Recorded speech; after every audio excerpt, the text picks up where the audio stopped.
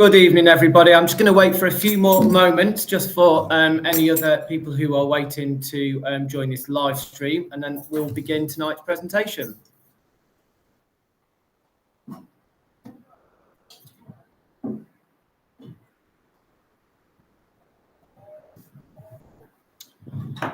Okay. Well, as I say, good evening and welcome to the first of our Year 7 transition evenings. It's fantastic to be able to speak to you directly, not in the circumstances we would have foreseen a few weeks ago, but it's good nonetheless to have the opportunity to address everybody and welcome all of you to Reading Valley High School. It's a huge transition, probably the biggest one that your child will face, moving from primary to secondary school, bigger, dare I say it, than the transition to start primary school in the first place. And we're well aware of that, which is why we've put together tonight a presentation, hopefully to give you some really useful details about what to expect this year and who to speak to as well.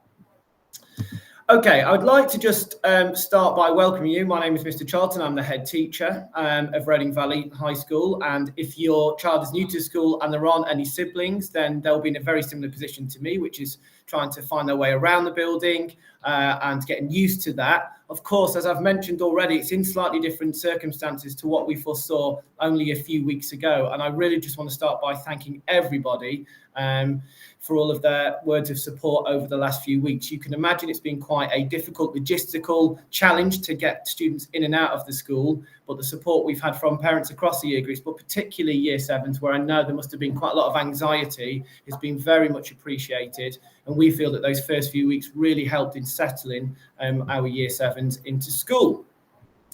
So tonight's event is designed just really to go through some of the important details that you're going to need to know as parents of Year 7 students. We are going to stick to time. It's a 45-minute session, so we are going to stick to time tonight. So I'm going to be handing over to colleagues at various points to go through those bits and pieces. And amongst other things, I'll be talking to you about who will be working with your child this year, give you some practical advice around who to contact, some events that will be happening throughout the year, and what to do if you do have any concerns moving forward. So your child is right at the very beginning of their 7-year pathway at Reading Valley High School. On Saturday morning, and this may well trigger a few memories for you, on Saturday morning of this week, we have our open morning, which will be almost a full year on, presumably from when you came in and visited Reading Valley yourself. And I think the interesting thing is last year, we would have said to you that our aim is to be the school of choice, whereas this year, we will be saying to our parents, we now, in fact, are the school of choice. And by this time next year, we will have a completely full and in fact oversubscribed school, which will be the first time that's happened to Reading Valley in a very, very long time. And that's a really healthy position to be in. In terms of what it means then for your children in Year 7, this pathway really is all building towards that Year 13. And ultimately, the end of Year 13, although it seems a very long time away now, what decisions they make. And we work backwards from that point, whether students want to go to university, do a degree apprenticeship, whether they want to join get a job and go into employment, or whether they would like to do some sort of training. We work back from that point and really do try and tailor the learning programs of all of our students to be able to achieve their full potential along the way. And as I said, I talked a moment ago about the vision for our school, and it is to be the school of choice. Well, now we are the school of choice, or we very soon will be. And part of that, which underpins it, are our key values, our core key values of aspiration, respect, and endeavour.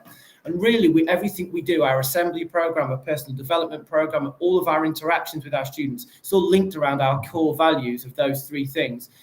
And that will feature in lessons as well across the curriculum, working towards achieving full potential of all of students, but also for those students, it's really being able to understand what it's like in the real world and being able to pursue their goals and their dreams moving forward. And that starts right now in Year 7. It may seem like a long way away, but I suppose you would have had a similar conversation maybe with the primary school a few years ago. But Year 11, it is important. And I want to share with you just very briefly our headline figures for this year. And I think it will be reassuring for you to know that we actually achieved some outstanding outcomes at both GCSE, but also A-level as well. And it's not all about competing with local schools, and certainly we're not competing against each other, but it is good to know that Reading exceeded both local and national averages across the board. And actually, the key measure these days in school is that of Progress 8. And again, we've had some very, very strong indicative results this year. Of course, these are unvalidated, but we expect our results to be very, very strong this year. We've used 2019 as a comparison, and a lot of schools do, simply because that was the year pre-COVID, where actually we had a really robust set of data. You'll be aware that from 2020 until last year, actually what we had are teacher assessed grades and centre assessed grades and slightly truncated courses. So our most robust and comparison really is from 2019, and you'll see there that our progress value, anything above 0 is good. And this year we're at plus 0.2, which is really fantastic. And I know that a lot of schools would be very, very happy to achieve data like this. Also good to know that we did particularly well in English and maths, as well as our EBAC and open subjects. But what I won't do now is go into too much depth about all of those things.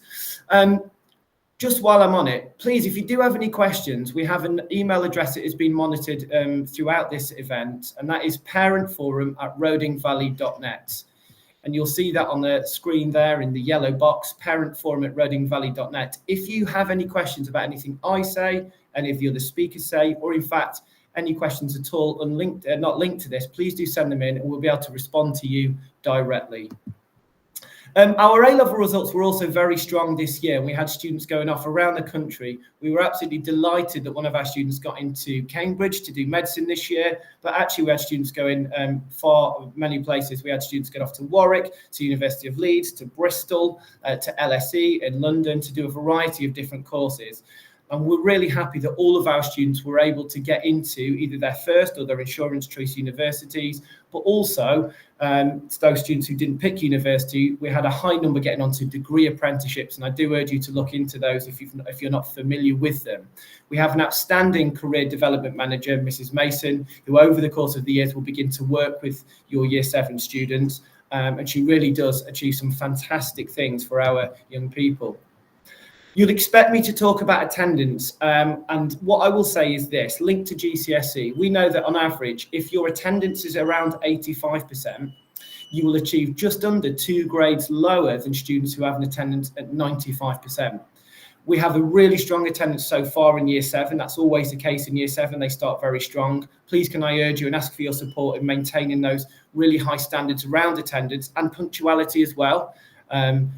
It makes a huge difference to students who are in the building. And actually that research goes all the way back into Year 7. We know that poor attendance in Year 7 will often carry on through the year groups, and we know that it does have a negative impact on academic outcomes. So please, your support with that is very much appreciated.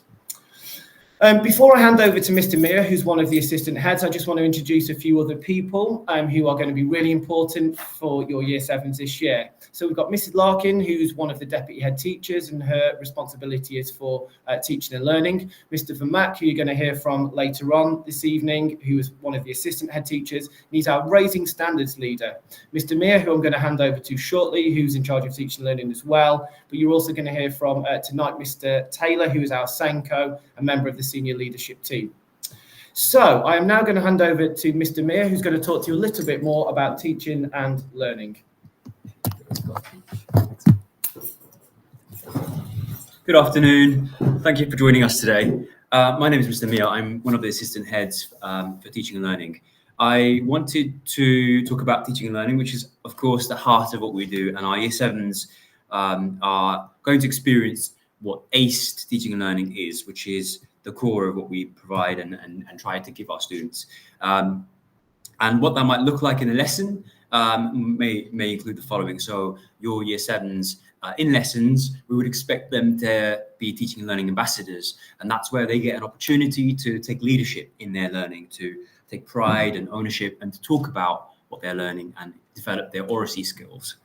In our lessons also, our students would be expected to use green pens for green pen marking. And this is a really useful technique that we use to allow our students to improve in their work, to be told and shown where the gaps are and how to improve on that. And so it's really important that not only do students come in with their pens, their rulers, their pencils, but also they have a green pen and a calculator and a reading book, of course.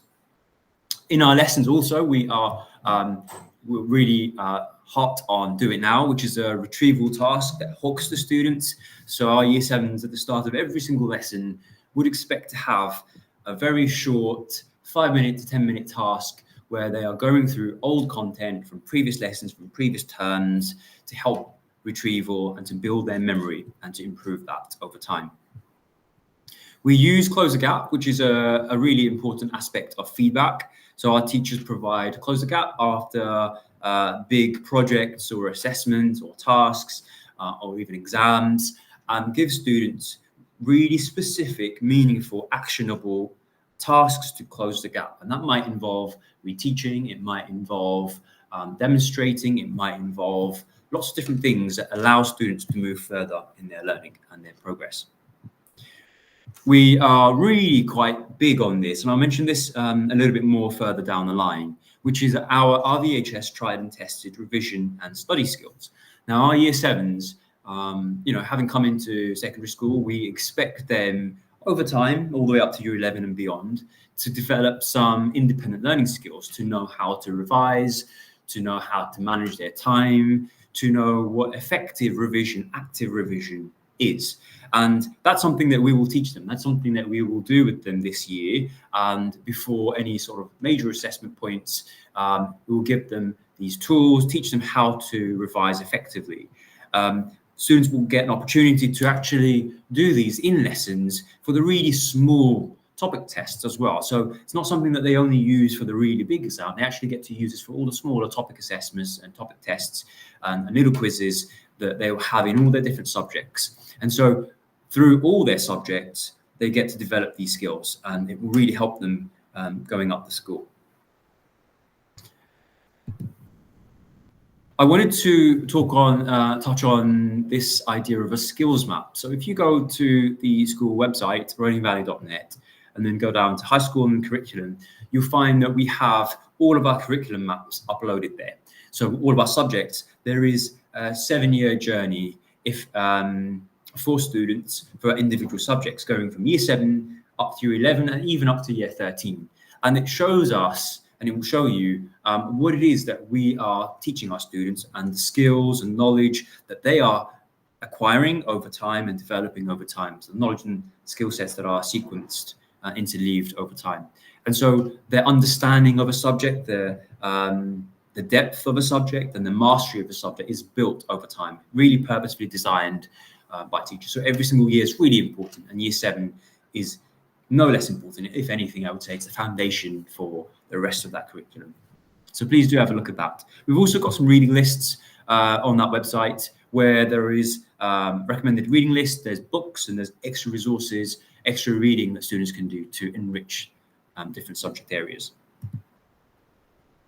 Now, Google Classroom is definitely something that I would really encourage parents and carers to check with their children, their year 7s, to make sure that they know what it is, they know how it works, and just to check in with them every now and then to make sure everything's working, they're on top of their home learning.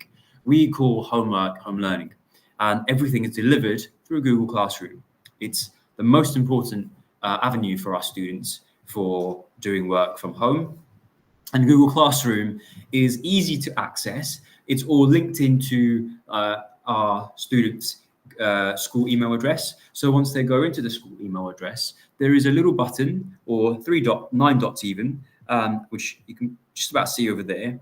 And once they click on that, they can switch over to Google Classroom. Once they're in Google Classroom, all of their different subjects are laid out in blocks with the same codes as on their timetable. And once they go into those, they'll be able to see all the different work that's in there.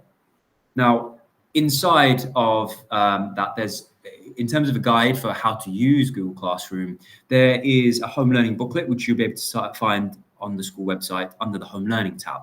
And that's a very comprehensive guide that walks through how to get Google Classroom up and running. We've also got a YouTube channel. Again, that's on the school website under home learning. And you can check out that video that will go through some common questions about how to get that up and running as well. We will also send the guide at the end of every single parent bulletin, so please do keep an eye out for that. It's a very handy addition at the end of each parent bulletin that gets sent out.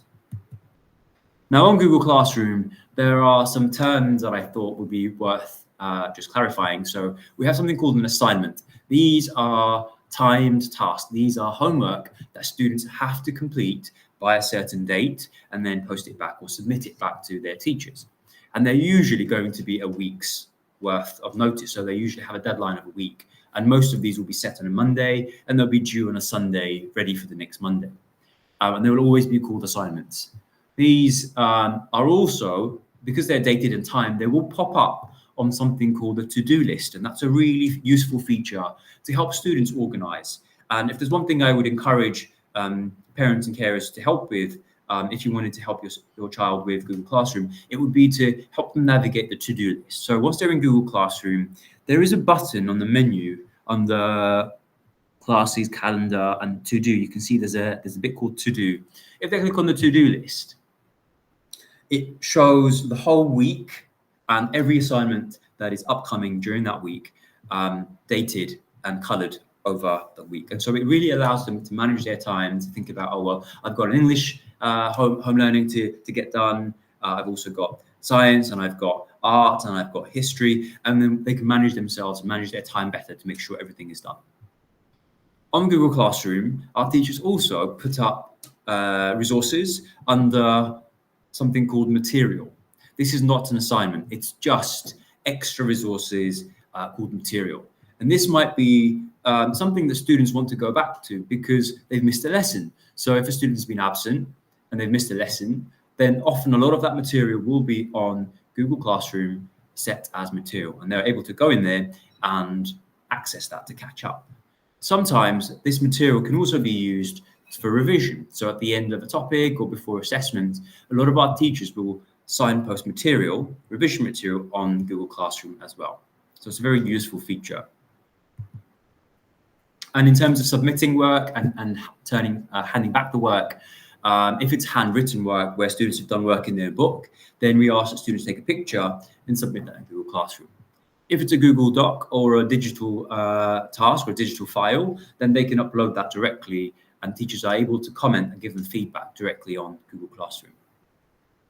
Again, all of these and the guides for all of these are found at the back of the guide, but also on the school website on the home learning. Okay, I wanted to talk about digital learning. Digital learning is a really important skill for our students. We know that when they go into the world of work and beyond, in further education and beyond, that they really need to have the digital skills to be able to work collaboratively with others, to be able to research, to be able to collate information, to be able to analyze and condense, to recreate, to transform data, to transform text. All of these skills are incredibly important for students, not only in terms of teaching and learning in the modern era, but also in terms of the world of work. To maintain this, we have digital weeks to improve students' skills in digital learning. What happens in these lessons is we still deliver the curriculum per subject, but in one of these lessons per subject, the lessons are done through a digital format, and that may include the use of quizzes, that may include the use of collaborative tasks where students can use Chromebooks in the lesson with the teacher and do some really exciting, interesting,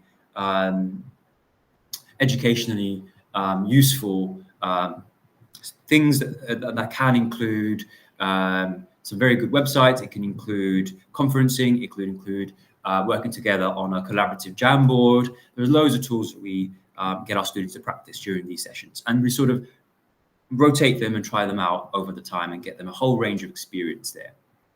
These are just the dates for the following digital weeks for our Year 7s. The nearest one will be on the 2nd of October, and then November, January, February, April, and June. And we do expect them to use these Chromebooks at home as well. But these are definitely ones where during those weeks, there'll be lots of digital learning taking place in their various lessons.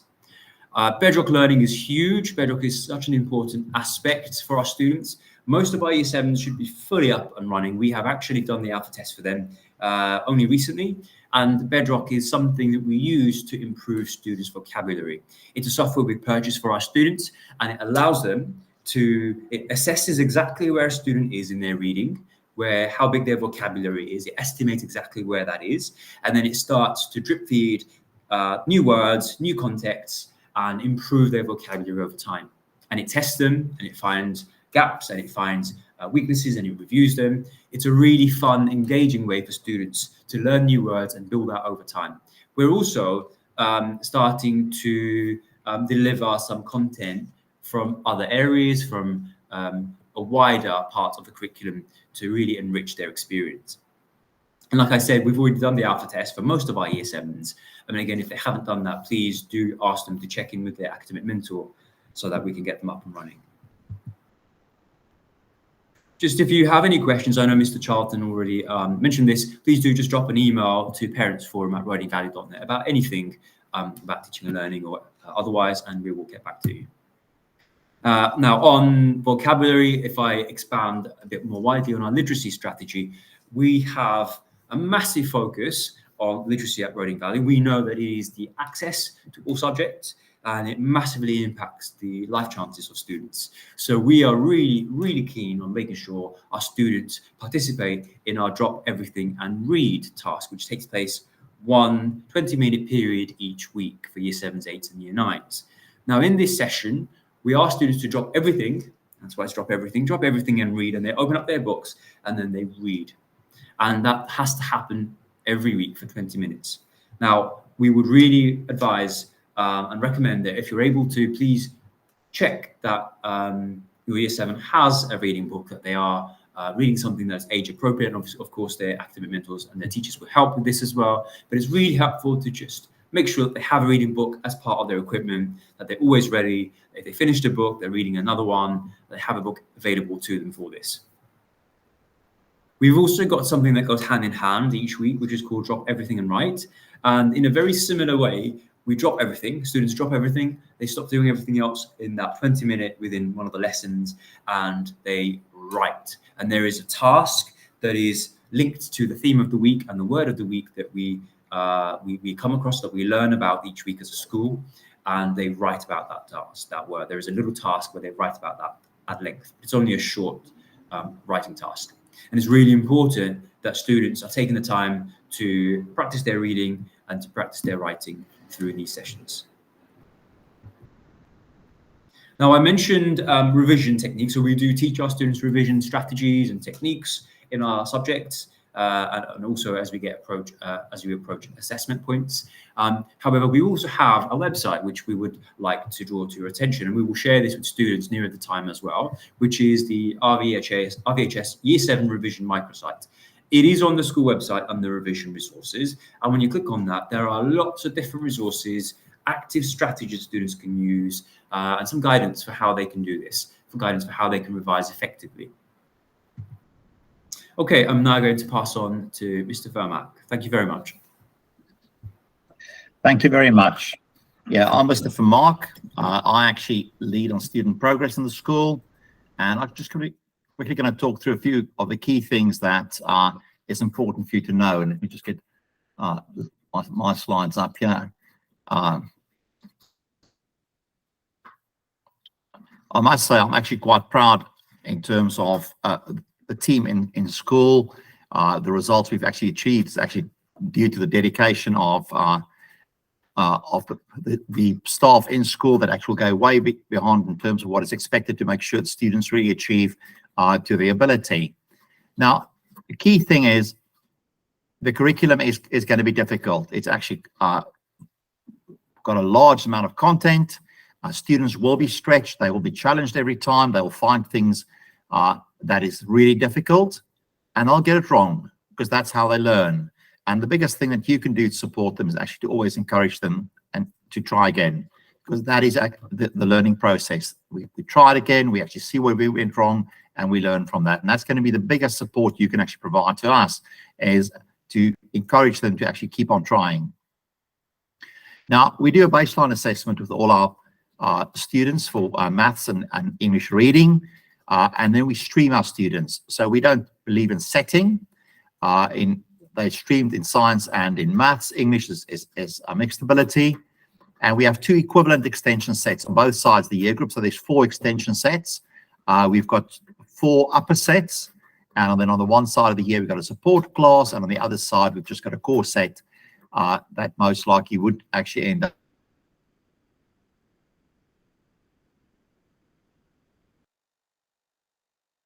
doing a foundation paper for. So we've got loosely of a bit of a wider ability, but also to be able to see how or the good working habits that actually people exhibit in there. This gets reviewed after every assessment, and people will have a look, and we take it quite seriously. We actually don't just move students up and down, because actually that doesn't serve any real purpose. What will happen, your first report you'll receive would actually just talk about attitude to learning. We have attitude to learning as a start of the year. We actually don't want to start assessing them that early. We allow them to find their feet, but we will give you indication how well they settle down. And we actually use a very simple color coding that tells them actually they're outstanding, they're doing really well, they're doing more than is expected, they're independent, they're reading, they're asking, good, they do everything we expect. Require improvement, they actually miss the odd homework, they're actually not exactly where we should be.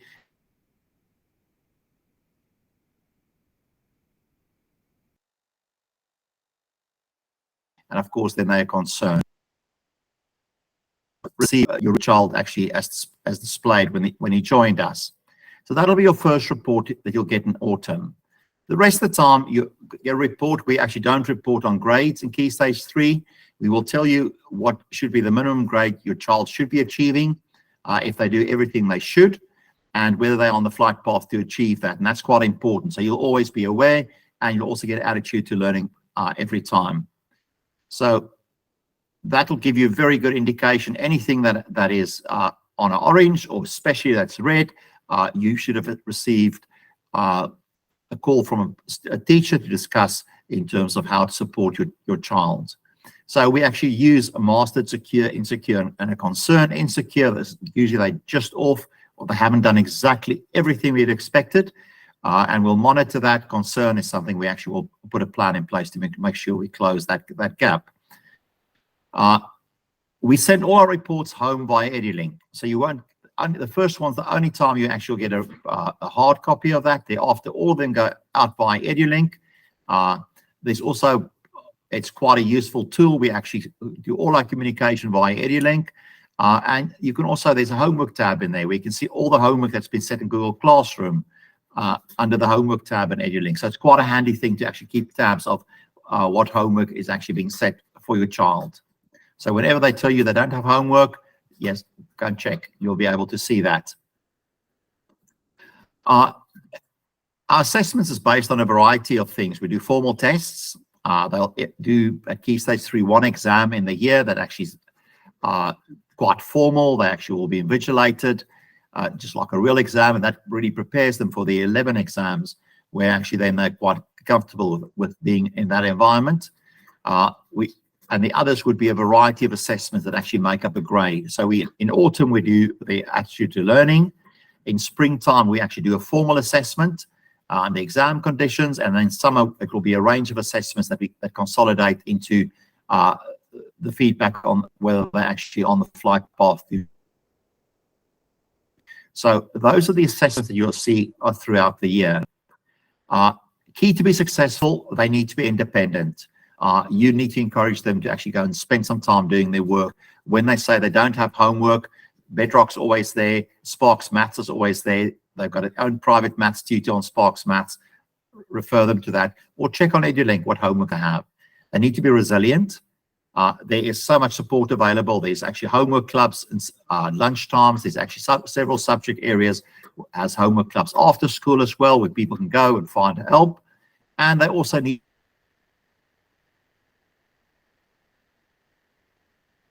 to read a bit wider than actually will make them successful in them. Key dates, your SEN exams is a week commencing the 15th of January, and then parents' meetings is actually fairly late in the year, the 2nd of May. So those will be two of the key dates to actually keep track of. And I'm going to hand over to Mr. Taylor.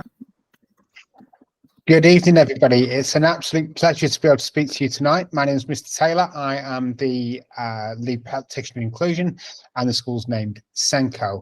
And I'm going to speak to you a little bit tonight about what we do with our young people who have additional needs, how we support them, and what that looks like within the school. So the first question I'm always asked is, will teachers know my child's needs, and will they know that they have additional needs? And the answer is yes. All of our young people with SEND are on our SEND register, which is a spreadsheet that goes out to all staff. On there is information about them, about their barriers, about any needs that they have, along with bespoke, individualized teaching strategies. And the staff will be putting those individualized, bespoke teaching strategies that we call the sacrosanct strategies in place in classrooms to ensure that your young person, your child, can actually access the curriculum and access what's going on in that lesson. All the research and my numerous years of experience have showed that high quality teaching is the key to making progress for any young person, and anything that we do should always supplement high quality teaching and build upon high quality teaching. That's the reason we have the model that we have. That's why we have these bespoke individualized teaching strategies that staff put in place within the classrooms. All staff are aware of the needs of our young people, and they are aware of those strategies and put them in place. So it's not always the case that high quality teaching can cure every problem or can bring down every barrier, and in which case we start to look at intervention. Intervention should always be, again, bespoke. It should always be outcome led, and it should always be time limited, and we should always have in our minds an objective. What do we want to achieve with this young person, and how's our intervention going to allow us to do that? Where further intervention is needed, that's where we have a one plan. The one plan is based around that outcome-led intervention. This is what we want to see. This is how we're going to get there. And then we review it with yourselves to make sure that we've had the impact that we want to have. This is all part of what's known as the graduated response, which we as a school work through, but also links to the various legislation around SEND, such as the Code of Practice and the Children and Families Act. We want to work really closely with you guys as parents and carers. The only way that we can ensure that young people make the progress that they can make and that they should make is by working together in a triangle and working together as a team. It's all about the young person, it's all about the school, it's all about the parents, and we want to work together to ensure that your child has the best possible experience here and leaves with the best possible grades that they can. Every term we have what we call our SEND parental consultation meetings. That's an opportunity for you to meet with either myself or a member of my team to have a conversation about your young person's needs. It's very different to a parents' evening in that we're not going to focus on this is what's happening in maths, or this is what's happening in English, or this is what's happening in science. It's about, right, what are my child's barriers to the curriculum? How do we overcome those? What does that look like? Do we need to change the sacrosanct strategies? Do we need to think about intervention? And there's that opportunity to meet every term with myself or a member of my team. We're also available at any point. Please get in contact. You've got my email address on the screen there. It's also available through the school website, and anything we can do to help, we always will. We would rather deal with any questions or concerns or anything that you have early to get it right as quickly as possible to ensure that your child has the best experience they can as they move through their 7-year journey with us. One of the big key areas that we look at, as Mr. Mia said, is literacy support and ensuring that our young people can leave here able to read and that their reading age and their chronological age match. We have a number of interventions for that, but the biggest one that we have is around teachers of etymology and teaching young people to read. As part of that, we have a very clear and very developed structure through our whole school literacy policy. We pre-teach vocabulary. The word is X, say it with me, X on your own, X, or here is the word, this is how you use it in a sentence. So we're teaching that vocabulary, that what we call that tier 2 and 3 vocabulary, that subject specific vocabulary, as part of our regular teaching. And what we also do is teach the etymology of those words, so what those words mean. So when you start to break them down into 2 component parts, so I always use the example of photosynthesis here. Photo meaning light, synthesis meaning system. So a system of light leads to an outcome. So it's about young people understanding etymology and being able to use etymology to work out the meaning of words. That is happening for all our young people all day, every day throughout the school, through our Drop Everything and Read, through our Word of the Week, and through all the other things that we do. Then for our lowest readers, for those young people where there is an age gap of 2 or more years between their chronological age and their reading age, we use something called Thinking Reading. Thinking Reading is a one-to-one intervention. It's half an hour, 3 times a week, and it teaches phonics, it teaches comprehension, it teaches fluency, it teaches all kinds of things. And it's an incredibly effective program that we see very, very accelerated progress with, not just during the teaching, but overall in the outcomes. And we've seen our young people at GCSE who've been through this program scoring very, very highly.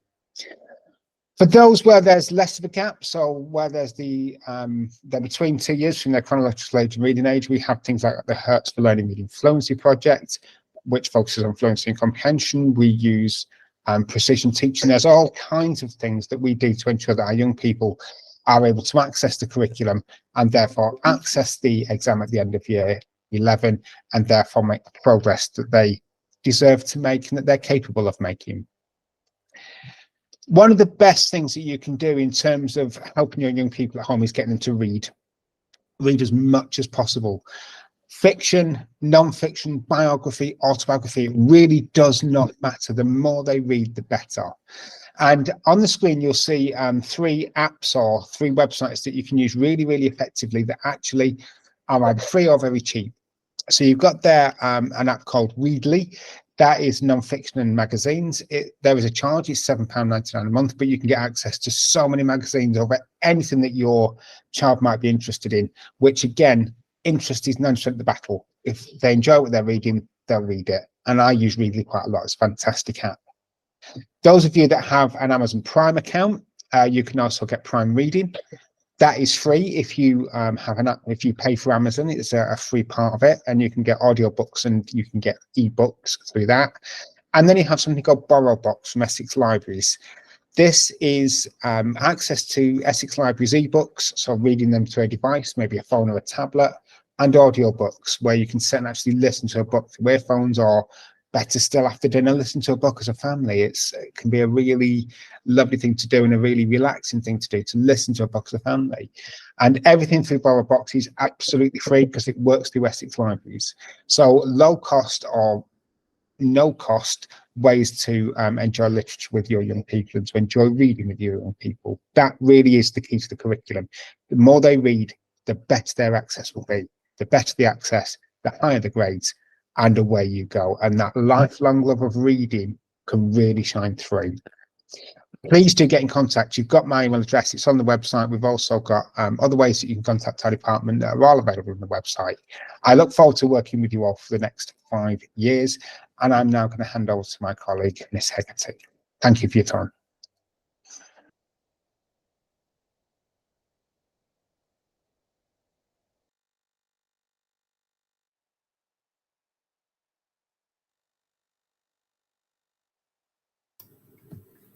Good evening, everyone. My name is Miss Hegarty. I'm Year Progress Leader for Year 7, and I'm also a history teacher here at Roding Valley. So as my colleagues have already said, we understand that the transition to secondary school is arguably one of the biggest changes in a child's life, and we aim to make it as smooth and as comfortable for them as possible.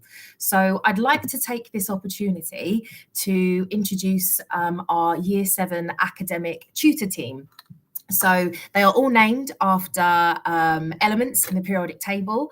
So we have got 7 argon, which is headed by Mr. Martin, 7 beryllium, headed by Miss Harbert, carbon, headed by Mr. Abuma, fluorine, headed by Mr. Joyner, and hydrogen, headed by Miss Ali, lithium, headed by Miss Harrison Nembard, magnesium, headed by Miss Stavrides, neon, headed by Miss Ahmad, oxygen, headed by Miss Bastien, and platinum, which is co-tutored by Miss Kane and Miss Walker. We have a lot of academic mentor groups this year. We are a very large cohort. So I have a few things that I want to talk to you about our transition process and just Roding Valley High School life in general. So hopefully in your child's first few weeks with us at Roding Valley, they have met their academic mentor, they've met their year progress leader, me, they have made some new friends, they have experienced one of our first school-wide house weeks. We do them every half term. Your child will be in a particular house, whether it's Churchill, Pankhurst, Hawkin, Murray or Rendell. They'll have the colour on their tie. They hopefully have experienced dear and due time, which is drop everything and read and drop everything and write that Mr. Mia was talking about earlier. They may have signed up for an extracurricular activity or a club. They've met all their subject teachers. They have hopefully navigated their way around the school buildings. I'm sure you're aware our school site is looking a little bit different at the moment. And they have hopefully completed some secondary school home learning via Google Classroom. I'd also just like to take this opportunity to say well done to our year group for their resilience in their online learning this week, because it's a massive change. It could be really quite daunting for some students, especially if they haven't had to do it before.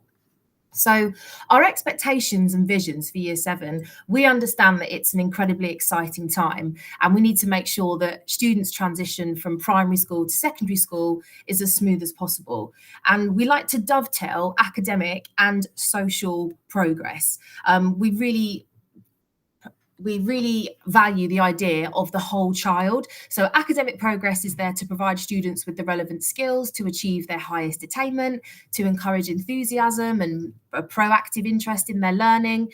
And then our social aspect is for pupils to become well-rounded citizens of the local community and to hopefully have aspirations throughout and beyond school and to work hard to achieve them. So I know Mr. Charlton spoke earlier about attendance and punctuality. I can't stress enough the importance of your children being in school on time every day. The day starts at 8:25 and our first teaching period, so period 1, we have 6 periods a day. Period 1 starts at 8:30 a.m. We close our gates at 8:30, and if they are late and they have to sit at detention, unfortunately. So we really value punctuality, because that first period of the day, it's a lesson in itself for our personal development, which I will touch on shortly.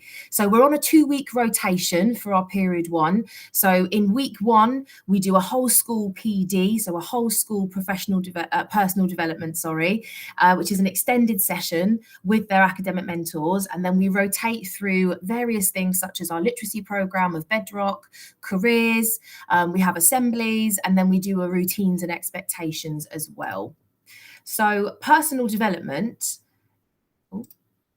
sorry, bear with me, having a little bit of a technical issue. Here we go. So personal development is extended from Monday period 1, it's from 8:30 till 9:25, and the timings for the rest of the day on a Monday are a little bit different to accommodate this. And it's all about developing your character and your culture. We have touched on all sorts of themes previously, and in this autumn term, we're focusing on things such as mental health, independence, cultural appreciation, human rights, and this also links in with our House Week. It is an incredibly valuable scheme that we have at Roding Valley, and that period 1 is a lesson. It's not just form time, it's a real opportunity for children to develop. I would like to take this chance just to touch on a few things that I've already come across within our year group around social media. Now, by law, you have to be over 13 to have any type of social media platform. But of course, common sense does apply, and most social media apps are not suitable for children under the age of 16. So please proceed with caution before letting your children have access to all these numerous different platforms of social media. I also want to touch on WhatsApp groups. We have a few recommendations that we would like to give you. If you are going to be in a WhatsApp group, your child, please advise them to keep a small, close-knit group of their friends. We have had instances where we've had most of a year group being in a WhatsApp group, and it can cause absolute chaos. So please keep it to close friends, whether that be like a sports team or from a various club. If you're in any groups that you feel that you're not needed in, just leave them. I'm sure we can all relate when you're in all these groups and you get all these notifications that you think, oh my goodness, this isn't relevant to me. Please encourage your children just to have WhatsApp groups and social media groups with people that they know. Also, you may be seeing my last point there about parent WhatsApp groups. The general stance from us here at Roding Valley is please don't join a parent WhatsApp group. If you have any issues, please contact us directly. There are numerous people here to help you, and it's absolutely fine for us to guide you with any concerns you may have. So that's our stance on parent WhatsApp groups. Just please don't join them. Snapchat as well is another one. I'm sure you are familiar with the social media app. We do ask that if your children are going to use Snapchat, that they turn off their location settings so they are on ghost mode. And it's essential that students know that when they do take a Snapchat or post an image, it doesn't actually disappear as they may think it does. It's out there, like your digital footprint is always going to be out there. So that would be my overriding message. Just proceed with caution.